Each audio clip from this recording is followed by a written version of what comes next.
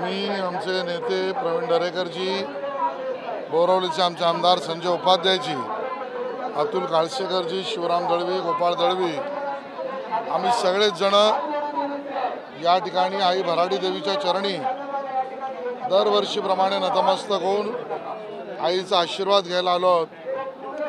आमच्या महाराष्ट्रातील आणि विशेषतः सिंधुदुर्गातील ही यात्रा आणि आईचं दर्शन हे दरवर्षातून एकदा घेतल्याशिवाय नवीन कामाला सुरुवातच करायची नाही, अशा पद्धतीचा नियम पाळणारी बरीच मंडळी आम्ही आहोत. आज या ठिकाणी आई भराडी देवीच्या दर्शनाला आल्यानंतर खरं तर आईच्या नतमस्तक होताना चरणी हा भाव आम्ही व्यक्त केला. काही तुझ्या आशीर्वादाने गेल्या वर्षी इथे आलो त्यावेळेला जी मनातली भावना होती की पुन्हा एकदा शिवशाहीचं सरकार येऊ दे आणि त्याबरोबर माननीय देवेंद्र फडणवीस साहेब मुख्यमंत्री झाले, बरोबरीने एकनाथ शिंदे, अजितदादा पवार हे महायुतीचं सरकार आलं आणि त्यामुळे मनातली भावना आईने ओळखली.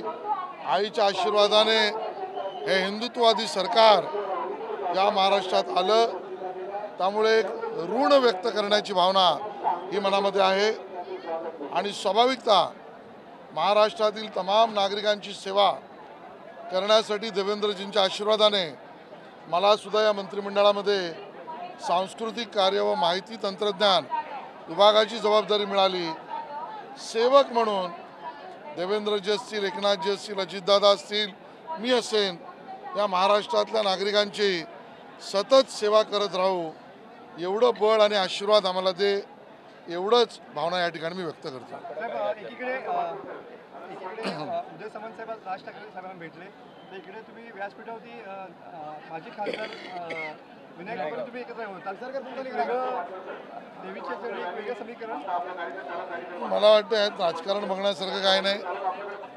राऊत साहेब अगोदर होते, मी आलो, मी आल्यावर त्यांच्या भाषणाची भाषा बदलली, तो भाग वेगळा, पण यात काही राजकारण बघण्याची आवश्यकता नाही.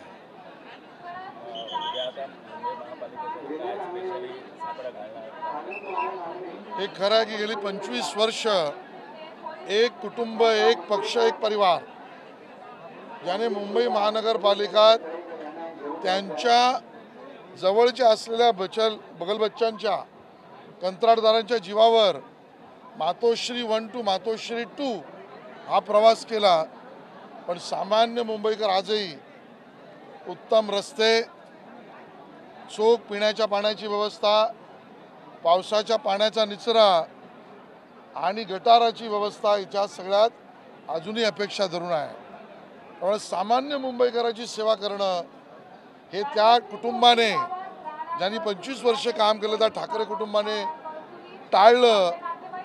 ते काम मुंबईकरांची सेवा करण्याची जबाबदारी आई आम्हाला दे. तुझ्या आशीर्वादाने मुंबईकरांना A1 अशा पद्धतीची मुंबई आणि व्यवस्था उभा करण्याचं पुण्य हे तुझ्या आशीर्वादाने आम्ही करू, ही भावना आमची नक्की आहे.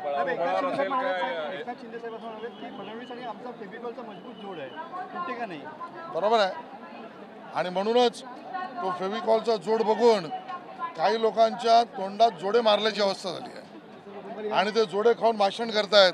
कोण सकाळी 9 वाजता, कोण संध्याकाळी भाषणात कुठेतरी. आम्ही महायुती म्हणून मजबूत आहोत, एकत्र आहोत, घट्ट आहोत, सरकारमध्ये आहोत आणि महानगरपालिकामध्ये सुद्धा. सर, कर्नाटकमध्ये आपल्या एस टी महामंडळाच्या बसेसला काळा फासला गेला आणि तिथे ड्रायव्हरला पण त्याच्या कन्नड वेदिकांच्या कार्यकर्त्यांनी काळा फासलेले. काय कशासाठी? कशासाठी ते कळलेलं नाही. महाराष्ट्रातल्या कुठल्याही नागरिकाचा जीव आणि माल याला कुठूनही इजा होता कामा नये आणि ती इजा होत असेल तर महाराष्ट्र सरकार कडक पावलं उचलेल.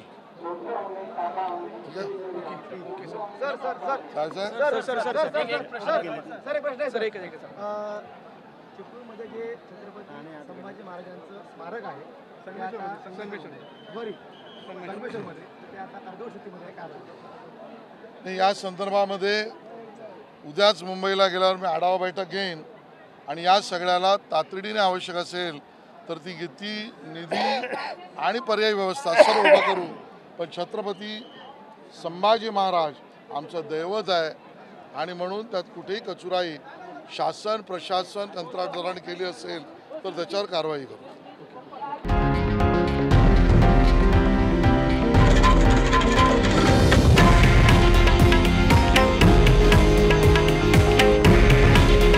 हे आहे देशातील नंबर 1 न्यूज नेटवर्क आणि आपण पाहत आहात TV9 मराठी.